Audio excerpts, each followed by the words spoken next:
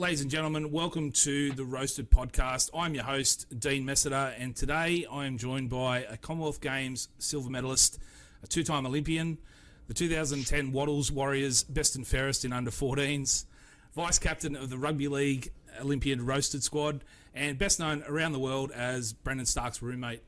Coming off the back fence, it's Matthew Denny. How are you, mate? Good, mate. How are you? Mate, absolutely fantastic. I appreciate your time and thank you so much for coming on.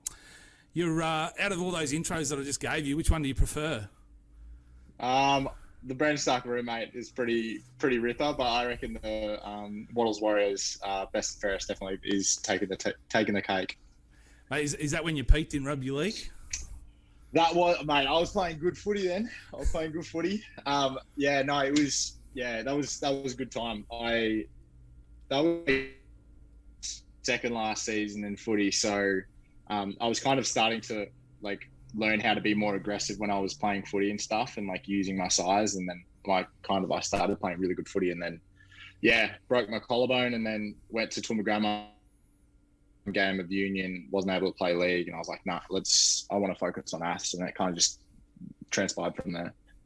We're going to get to a little bit of that later on, and your journey from your junior football to athletics and then the Olympics. But a couple of things just to sort of touch on to get us started. A few rugby league questions related around you.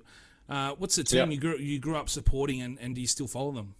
Yeah, so I grew up in Allora, so obviously played for Waddles Warriors and all that sort of stuff. But when I was supporting NRL, I was mainly Brizzy. And I still back Brizzy because obviously I live in Brisbane and that.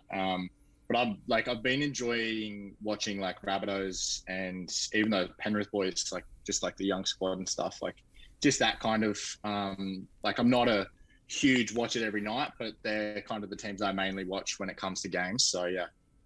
And obviously they're the entertaining teams as well. So favourite player as a kid, and are they still your favourite player now, or have you got a new one? Favorite player, I definitely have to say be between Webke and Gordon Tallis was just a freak. I used to love Tallis and the way that he played. And so my brother Jonathan, so he played for Brisbane and Canberra Raiders and stuff back in late 90s. So him telling me stories about all those boys when he was in those squads, Tallis's work ethic, I think made me really even invest more into what he did. A lot of those Broncos boys and even Lockyer, kind of that era / crew were my main lookups. Yeah, those late 90s were all through the 90s, those Brisbane Broncos teams were amazing. So your favourite footy food? Favourite footy food? Yeah, if you go to the footy, is there something that you hook into? Yeah. I definitely get around some potato gems. Potato gems, maybe a pie, or maybe just a pie and a Diet Coke. Who knows? They're usually my go-to. Yeah, you got to get a meat pie. As long as they're not left in the cooker for since 9 o'clock that morning, you're getting about 3 o'clock. Yeah, in the getting afternoon. Soggy and stale. Yeah, no, I can't get around that at all. Mate, if there's a team that you could come into and play right now, which team would you want to play for? Definitely not Bulldogs. Probably not Storm. I don't know. Broncos seem like they've got a good little community in there. They've, and I know a couple of those guys with Oatsy and all that. He's cousins with one of my mates I grew up with at school. So I'd probably say Broncos. Nice. They could use you, I think. Yeah. I think so too. Mate, you're going through, so you've just finished Olympics. You're in quarantine at the moment, so we just want to check on you just to see, what are some of the things that are getting you through. We've followed along with your TikToks and your Nutella and Chocky Milk, but, how's things and who are you based near around some of the teammates and stuff? Yeah, so, it's quarantine's quarantine. It's not anything anyone wants to do, but we're pretty fortunate that we were able to travel and come back and all that kind of stuff. So I've been making these dumb TikToks because usually I like just to joke around on videos, so that's been going well. What else?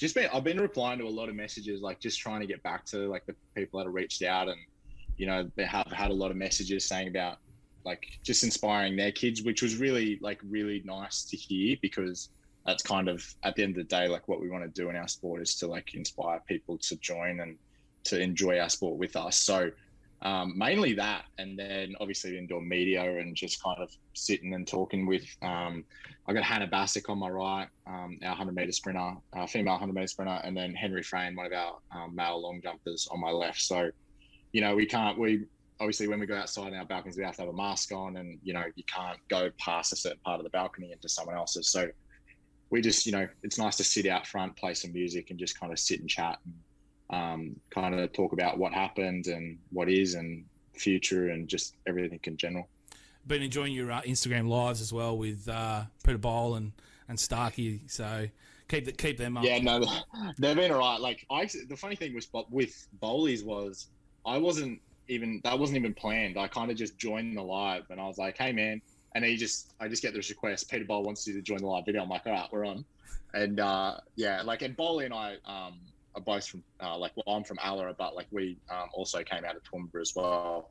So, you know, we've got a lot of that history and coming from and stuff. So, you know, and we're good mates. So it was a good little chat. And Starkey and I just kind of, you know, bored, not rooming together, might as well cut some topics and answer some questions from people. So it's been going right. No, they've been good. So I'll look forward to them over the next week.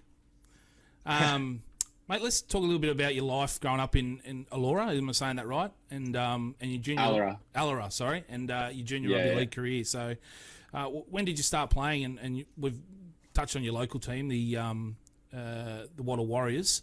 But just talk about your junior career. You know, growing up playing footy.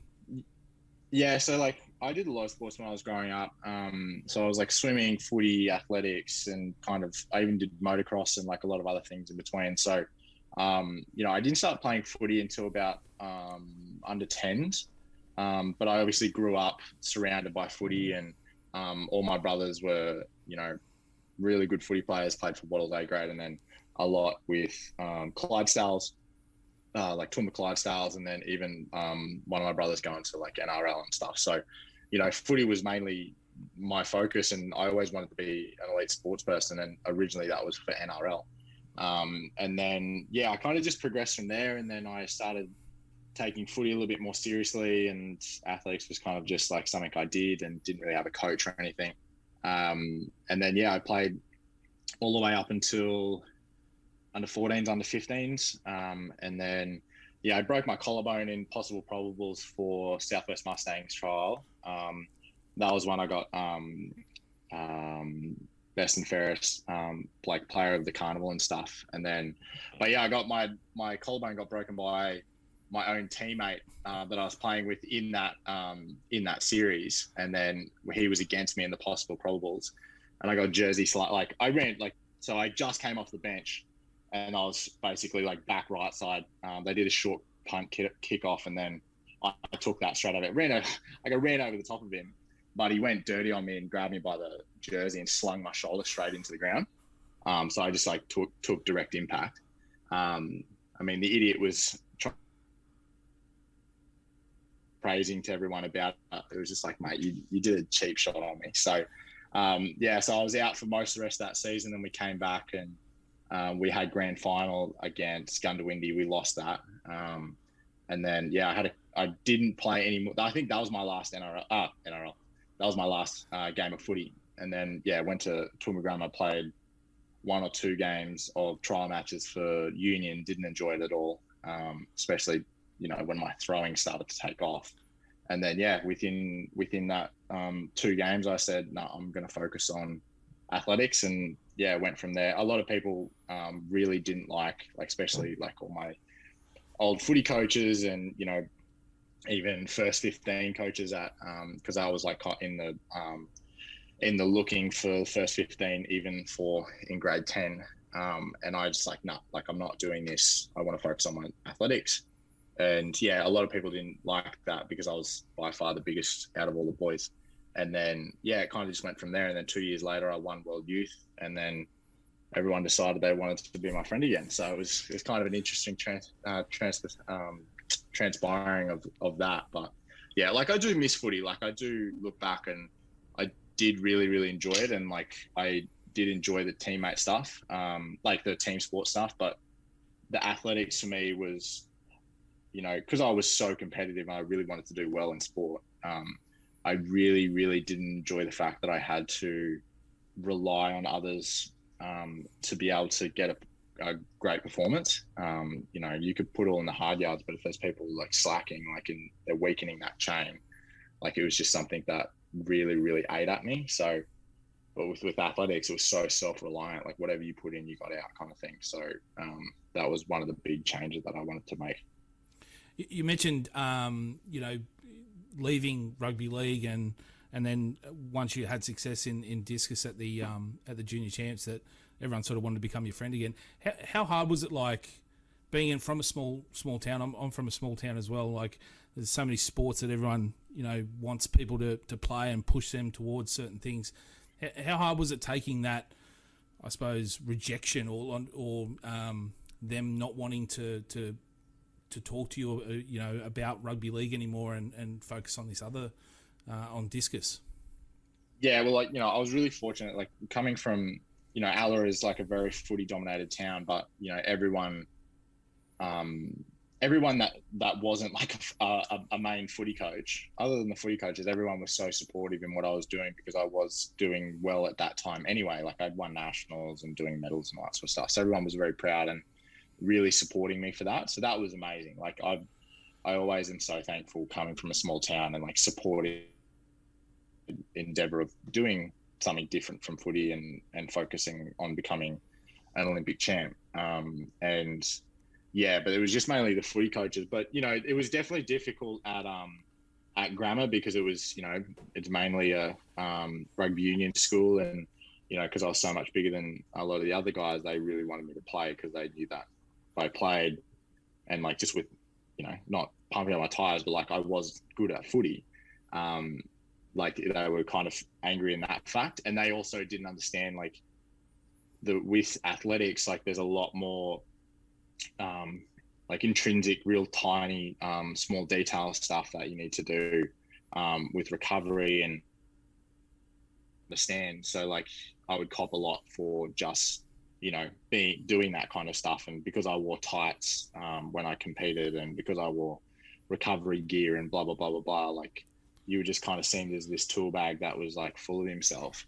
But it wasn't really that. It was just that people didn't, I feel like there's like sometimes there's an issue within like Australian sport where like if you are proud of what you do or like you focus on like your own endeavor or like anything around that side of things, you're perceived as like arrogant or you know, it's not for the boys or whatever, stuff like that. So that was kind of difficult to deal with, but you know, I had really good mates that still supported me through that and like what I wanted to do. And I knew at the end of the day what I wanted to do. And, you know, if people were going to rag on me for that, like, you know, don't get mad with me just because I'm wanting to do what I want to do. Like, you know, it's my life. I want to succeed in whatever I enjoy doing. So just because you want me in your first 15 doesn't mean I'm going to do it. So there is a fine line between arrogance and confidence, isn't there? Like, you know, 100%. Perception wise.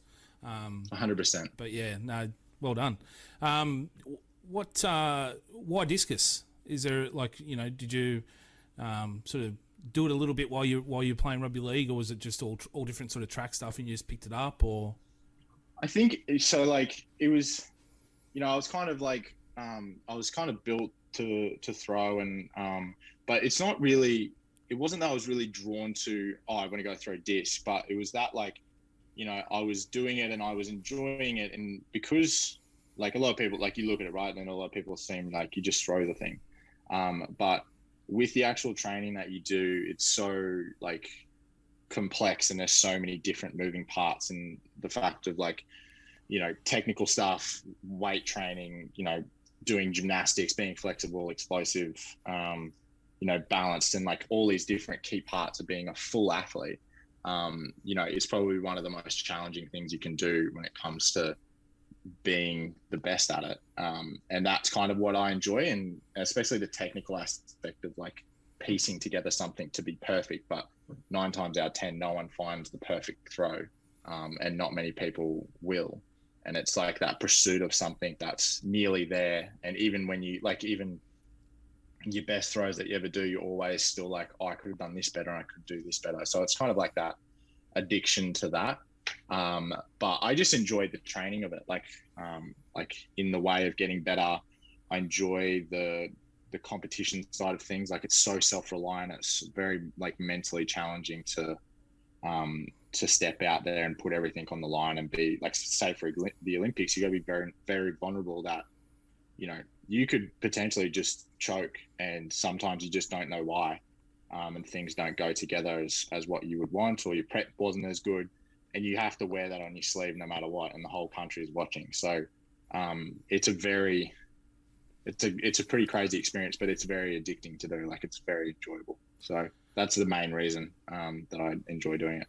I checked out your podcast and where you went through all your coaching and you paused at certain points, and your arms were at different angles, and you wanted to be higher or lower at certain points. And I think anyone, especially me, that's not watched that much discus, to go and watch that and go, you sort of understand and appreciate a little bit more of how much goes into a single throw. Like you step up and you throw it, and it might take 10 seconds, but the amount of training and focus that you go on a certain millisecond of each throw is just amazing for me.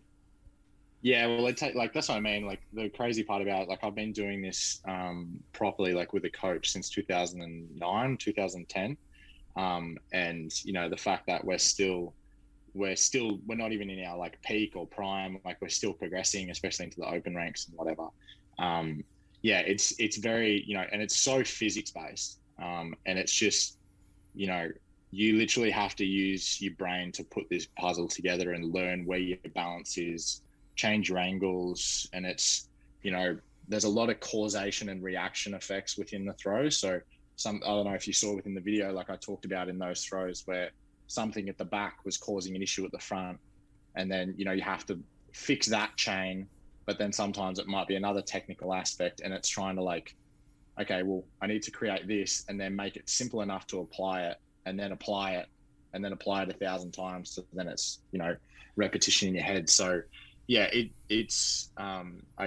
think it's so complex that, sometimes it drives you insane, but it's kind of just what it is like. And that's kind of the addiction part of it. It's just really trying to key together and find your best throw that you possibly can do. So yeah, if anyone wants to see more of that, you can head to Matt Denny's YouTube. Is it just Matt Denny?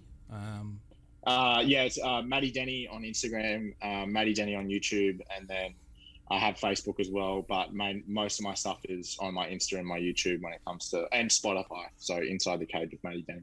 Yep. Amazing like I said, for me that hasn't watched that much, to sort of learn about that, it's quite good. Thank you. Your biggest changes to your body, you said you've always sort of been a big guy, but there's a big changes going from like a rugby league at 15 to winning the youth championships at 17. What were the biggest changes to your body and your diet? So like a lot of the changes when I was younger was more throws, repetitions, strength and power development, as well as like athleticism development. But from there and it's just like that continuous progression. And, when I got to 2016 at Rio, like I was quite young, but I was still like 125 or whatever. But my body composition then compared to now is totally different. Like I'm 130 now, but, I'm 105, like lean muscle mass. Whereas back then I might've been only like 94 or something. So like, it's just like development of muscle mass. So you're trying to be much bigger and stronger and powerful, and you like trying to play with this scale of too much strength, you're slow, too much speed, you're weak. It's trying to find the between and manage those two, as well as being, managing mass, and, you're just trying to be as big as possible, but not slow. So you have like momentum and mass behind the throw, but still athletic and, fast throughout the movements and stuff. So, it's the management of those, but most of it is just developing your body in general, like being an athlete, like being athletic and being, all key facets together. You won the youth championships at 17. Is that right? Yeah, so World Youth in 2013. Yep, and then you went on to your first Olympics in 2016. So just explain, some of the changes, because I know the discus you throw at junior levels like 1.5 kilo, and the one at the Olympics is 2 kilos. So what's the how did you sort of manage that over those first few years to go from those low weights to the high weights, or are you always practicing at a higher weight and then go into the youth at the lower? Yeah, so like when you start in like certain weights, you definitely manage overweights and underweight work to get you stronger for bigger weights, as well as like just being strong specifically to that weight. But so under 18s, you're which is World Youth, you're 1.5. Under 20s, you're 175, and then over 20s is 2 kilo open weight, which is what I'm on now. So it's just literally a management of that. Like even when I was 16, like I was still throwing a 2 kilo disc because it's not too heavy, but it's still making you stronger in your throw in general and like throwing it overweight. So it's just like progressively overloading, but getting used to that. So that's kind of how that works. And then that's the other part of it, is like being specifically strong to your event, like actually training the movement specifically in different ways to be able to be strong while you're throwing. Olympics at 20 years of age, how special was the experience, and what were your biggest takeaways from that? Yeah, it was weird. It was a really, like, we had to peak and do a lot of stuff to, in my peaking process, and make sure that I was fresh as possible throughout the whole season to give myself the best shot to even qualify. So qualifying was the main thing and just getting there. But then I was also, like, I felt like I was in a form where I could have done well and made the final, but I didn't. I didn't compete as well as what I wanted. But, like, it was nice to be in a position where like I felt comfortable when I was out there. Like I wasn't intimidated by people. Like I didn't, even though I'm like smaller than some others, I wasn't intimidated by that fact. So that was kind of the biggest takeaway from me. Like I felt like I was in the sport that I really wanted to do, and I felt comfortable, and I felt like, the successes that I want to get to are like definitely achievable. And I guess last week showed that as well, and just cemented that in my mind. But it's definitely a different experience doing that, and because I was so young, like just learning and doing that was a pretty huge experience for me, and I learned a lot of things, like feeling that I was comfortable and kind of just cementing everything that I wanted to do. What's it like when you're there and with the other guys around you competing against? Is it a bit frosty between you, or is it all sort of each other, you compete against each other regularly throughout the 4 years before an Olympics and things like that? Is it your mates? Do you get along, or is it a bit frosty? I know what you mean. Yeah, I think that everyone's a little bit too friendly. I enjoy that, like a little bit of tension, a little bit of competitiveness, and what competition's supposed to be. And I feel like some of them aren't really don't do that route, which I feed off. So I like to create a little bit of frostiness between everyone, which is fun. But I like Daniel Stahl and Simon Pedersen, the guys that got 1 and 2. I'm good mates with and stuff, and I'm good mates with a lot of the guys. But when we're competing, like everyone knows that at the end of the day, like it's you versus me, and I enjoy having that frosty side of things. So where I can, I try and throw a little bit of banter and see how people react and have a bit of fun around on that side of things. And I wish that it created a bit, like I wish there was more tension between, say for Gatlin and Bolt, like so many people watched 2016 because of that rivalry, and same with 2017. Like it was blue versus red, like there was pick a side, and same with like McGregor versus Habib, like just that kind of division, pick a side. And I feel that athletics could definitely utilize that and market that way, so people are more interested in it, because that's why people love team sports, because you get behind someone and it's you versus someone else. Like so I definitely enjoy the tension. Like I think it makes it much more fun and makes everyone perform better, like it holds everyone to a better standard. Be good, a little bit of plenty of talk in the NRL at the moment with the sledging going on. You could pull out a few sledges and stuff at the next one.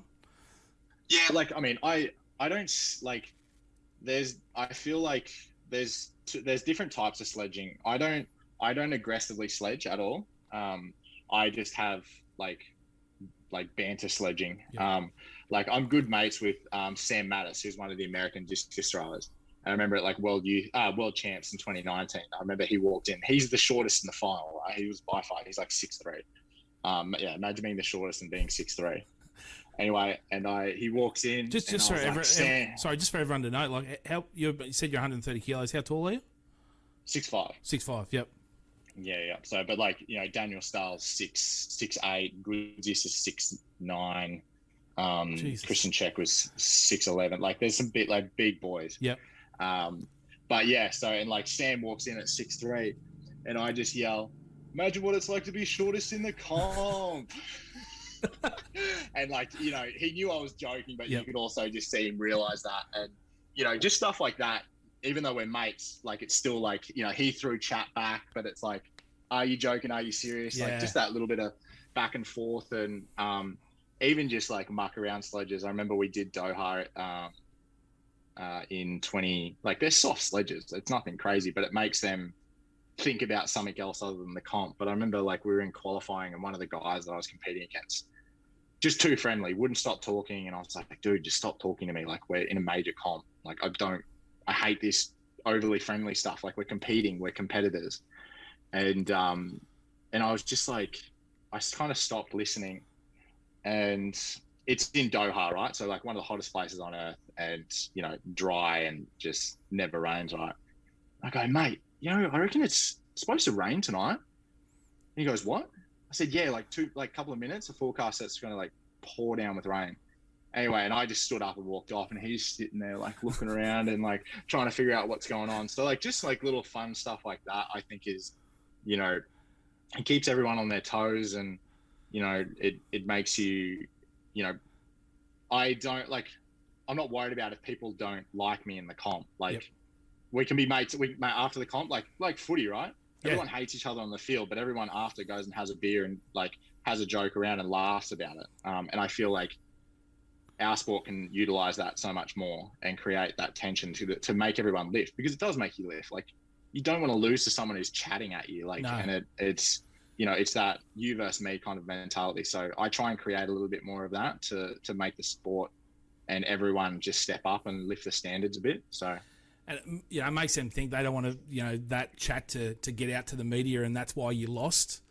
So yeah, so exactly. It makes them sort of pump up. Yeah, agree. And we've spoken. I'll tell you what, there's definitely a couple of times where like boys haven't thrown well just because they were just like so confused at what I said. Yeah, like it's just stuff like that. Like it's everyone needs to come ready kind of thing. That's what we spoke about, like a little bit off, like Australian dry humour that a lot of people don't get. Europeans do not get it. They're so literal. So you can just play with their head so much.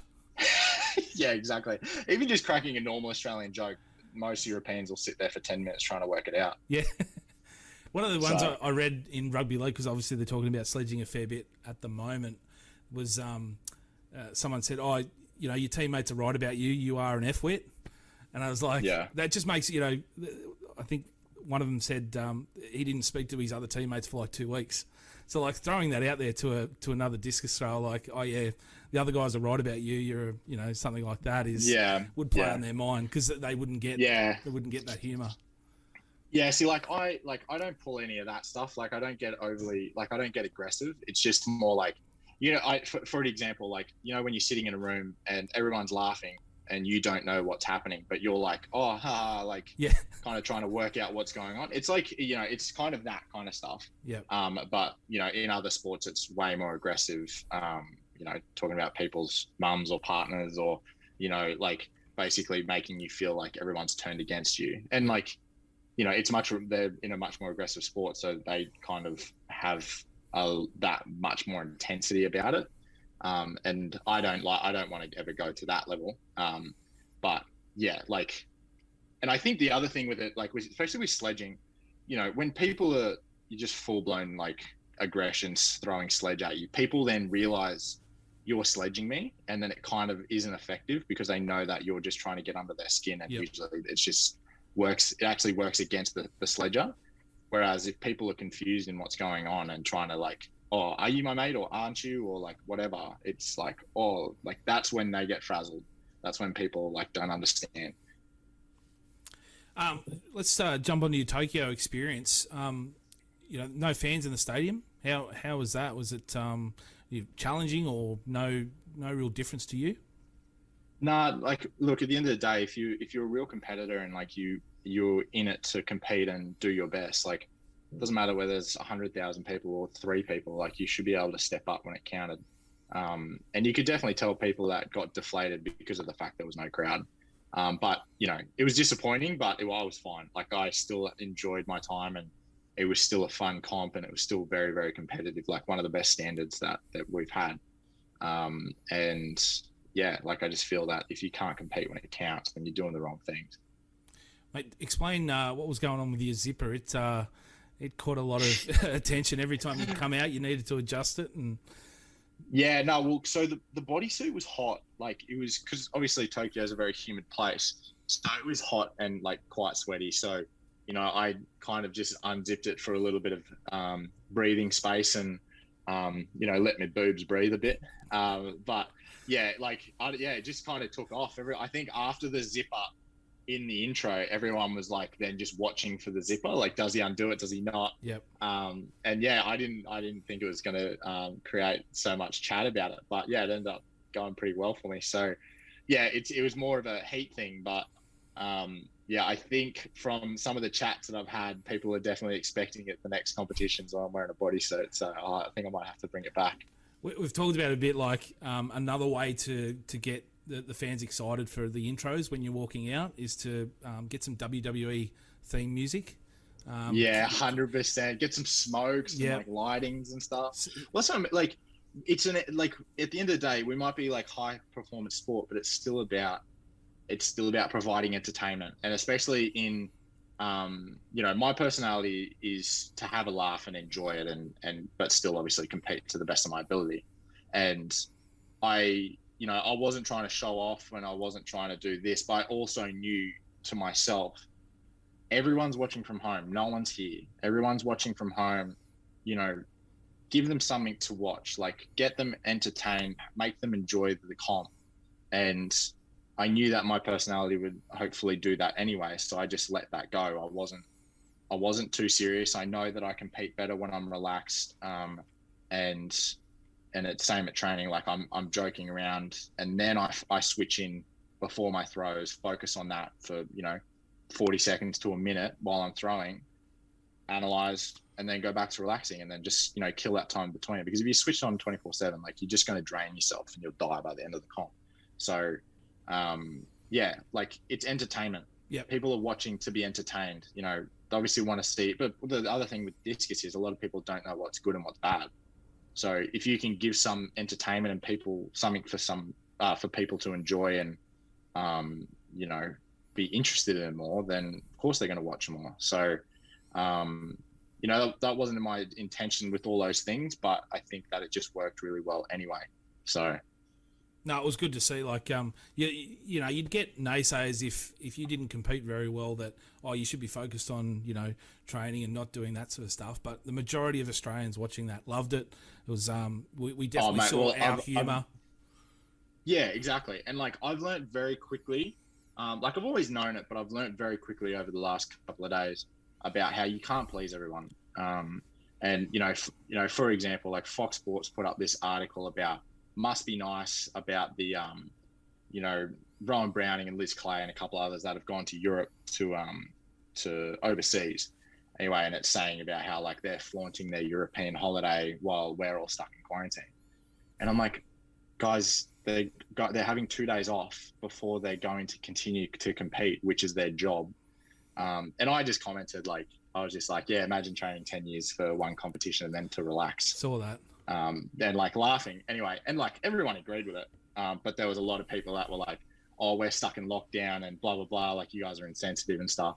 It's like, no mate, like this is our job, that's what they're doing, and like we're not saying that what you guys are going through is hard, but I feel like it was just kind of a bit harsh to aggressively sledge the Olympians that were continuing to compete because that was their choice, and just assuming that it's all paid for. Like, mate, they're at a lot of risk of, you know, having to pay a lot of money just to get home, but they wanted to continue to compete while they're in good form. So, you know, you only get one chance at competing, so you might as well live it. So, yeah, I've learned very quickly that no matter what you do, someone will hate you for it. So it's just kind of continue on with whatever. And yeah, like you said, like, you know, if I didn't compete well, 100% there would have been so many comments. Oh, well, if you didn't do his zipper, if he stopped mucking around with his zipper and stopped joking with the camera, he would have thrown well. It's just like, you know, but because I did well, like, yeah, everyone's like, oh, that was so cool. Like, yeah, you know, everyone's hyping it up. So it's so situational based. So you can't, as athletes, you just can't read into it. And, you know, because we're like in the media so much, it's kind of, everyone sees it. So you're so up for criticism. It's incredible. As long as you're comfortable with it and you compete well with it, that's it's entirely up to you. So 100%. I'd love to see more of it. Just quickly back on your suit now. Probably a little bit personal, but we have to ask. You need to be truthful here. Is there any blood flow manipulation going on your suit before you go out? Oh, mate. I don't know if I can disclose that publicly. You know. I saw someone ask it. I'm like, no, I've got to ask because, like, hey, I would. You know, there's no way I'm going out there in tights without.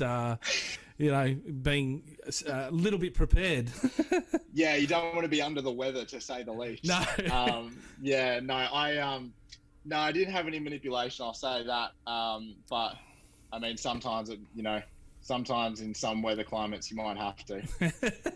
Some of those European places in winter, but yeah, mate, bring a hot water bottle with you or something, or pack a sock. Yeah.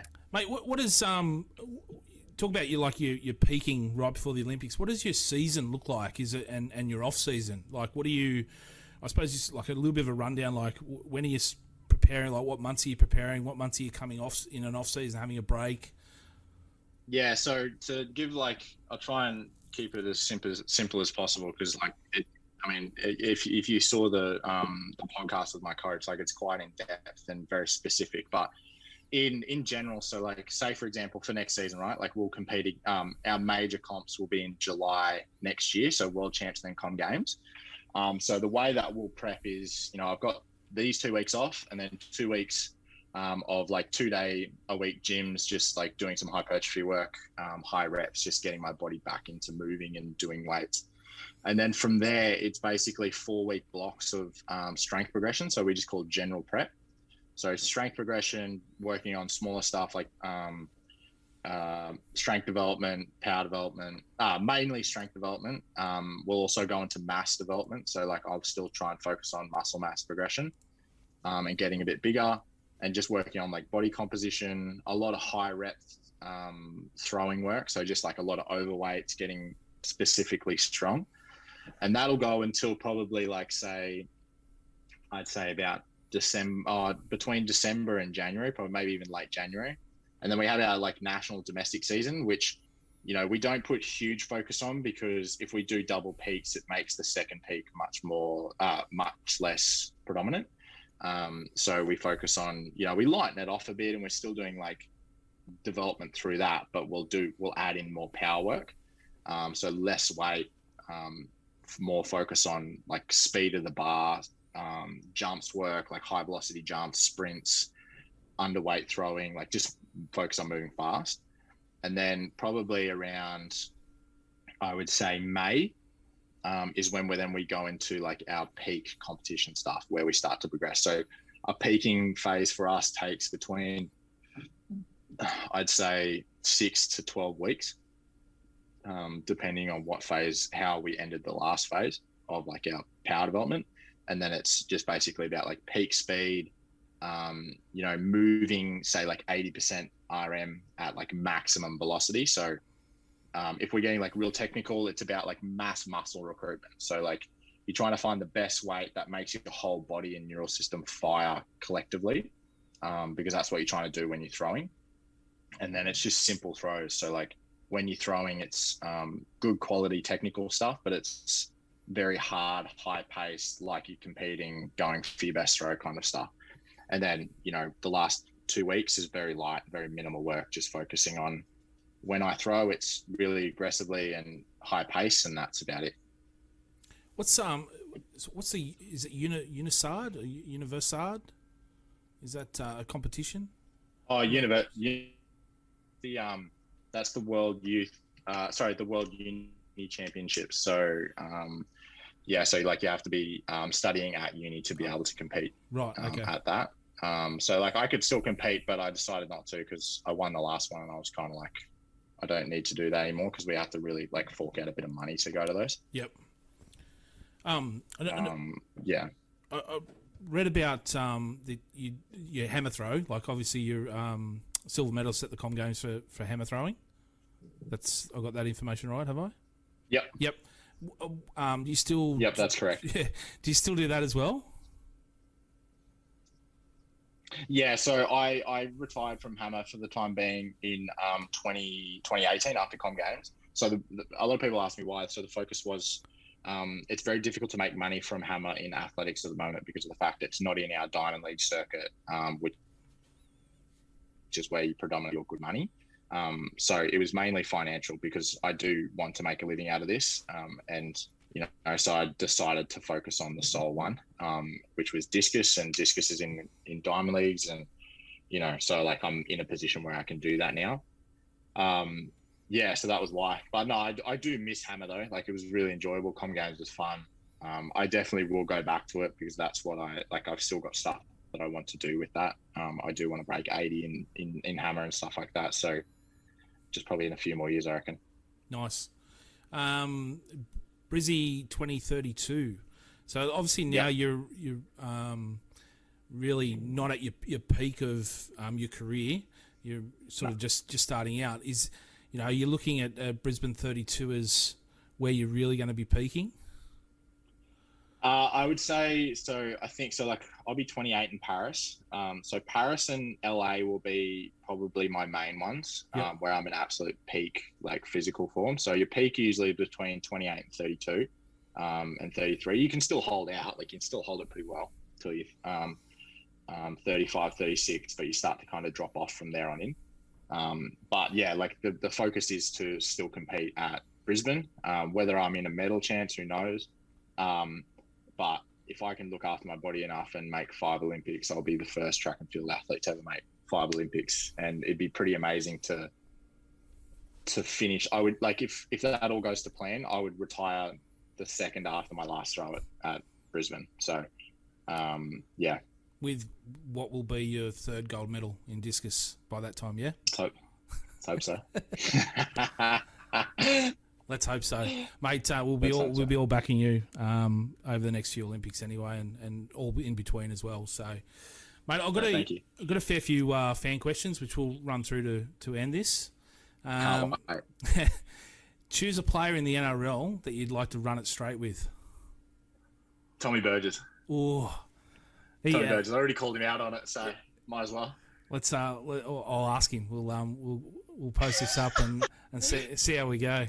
Mate, that'll go down well. Yeah, he's a big boy too. He's a solid boy. Yeah. He's very solid. I thought I did well with the your head on his body. I thought it sort of fit well. Oh, mate, that cropping was great. His comment back too was hilarious. Yeah. I love that. That was so funny. Mate, most chalky milk you've drank in one sitting? 3 liters in probably less than an hour. Oh, Jesus. Yeah. I felt so bad the next day. So bad. That is rough. Mate, what is your go-to drink for Mad Monday? Mate, I can't go past a gin. I just love gins. Gin and tonic or? Yeah, gin and tonic. Gin squash? 100%. Yeah. Yeah. Do you guys have like a... Sorry, you go. Oh, no, I was just going to say like gin, like a gin and tonic with lemon or... any decent garnish that like gives it a little bit more flavour, you know. Do you guys have like a Mad Monday after the Olympics or? No, but we have a mad after party after nationals. So when we have our Australian nationals at the end of our season, we usually have a big like athlete after party. So that's kind of like our Mad Monday, but it's usually a Sunday. Silly Sunday. Silly Sunday. Max Ellis. I'm not sure if you know that name, but he said he went to school with you, and Yep. lunch you would launch apples. What's your apple launching record? You I do remember Max throw it over Ellis, a few school buildings, or So yeah, we so what we used to do was so at Swim Grammar, so like we'd go to the dining hall and everyone would grab apples, bananas, whatever. And anyway, we would used to grab all the rotten apples because there was a lot that were just absolutely cooked. Anyway, and me and one of my mates, Mitchy Phillips, we would used to walk back from there to the boarding house, and there was this one bin that was probably, I'd say, 80 meters away when we were walking past, and it was always a competition who could hit it. We probably went 5 or so nights where we just missed and whatever, and then we finally got a few and just like landed on top. But the worst part about it was the first one that we hit, one of the not the principal, like one of the higher ups, one of the teachers and stuff, found us, copped a lot of flack for it, didn't end up too well from it, but it was worth it in the end. We ended up hitting it, so that was good. did your parents ever question why you were taking like 10 apples to school every day? Oh no, definitely not. They just thought I was being real healthy, you know. Plenty of questions around you being Starkey's roommate. What's the best thing about Brandon Stark? I wouldn't. He's clean. He's definitely clean. Keeps you up the standard. I'd probably good chat. He's definitely got good chat. Probably the worst thing I would say though, he's very good at everything. Like, don't verse him at cards, Mario Kart, anything that requires moderate skill, because he's somehow a freak at it all. Just an all-round good sportsman. He's just good at everything. It actually kills me sometimes. Talented family too. So yeah. But we'll finish on a really, really good note. Talk about the feeling of hitting your PB in the final when it mattered.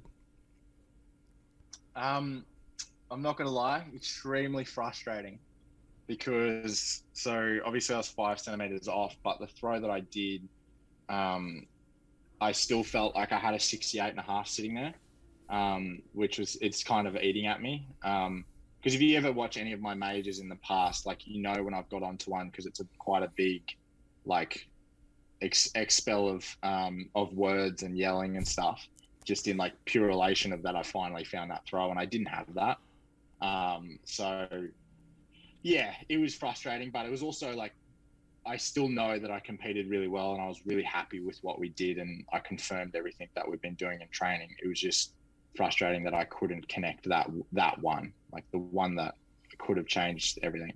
But no, it's very complicated feelings at the moment. Yeah, look, you know, it's probably something that not us, you know, average Joes will ever experience. But we loved watching you throughout the Olympic Games. We can't wait to see you at Paris 2024 and everything in between. You've sort of, for me, you know, a bit of an icon now in and around athletes. So, mate, I really appreciate your time jumping on today, and wish you well and everything in the future. No, I appreciate it. Thanks for getting me on. I love a good chat, and you know, definitely this is something different. And I know that like it's good to have my footy background still be here, and being able to chat just in sport in general, and be like not just the athletics guy, like being able to chat about everything else in between. So thank you. No worries, mate. We'll get you on again down the track. Keen. And we'll talk some different stuff. So again, mate, I appreciate your time and wish you all well. No, thanks, mate.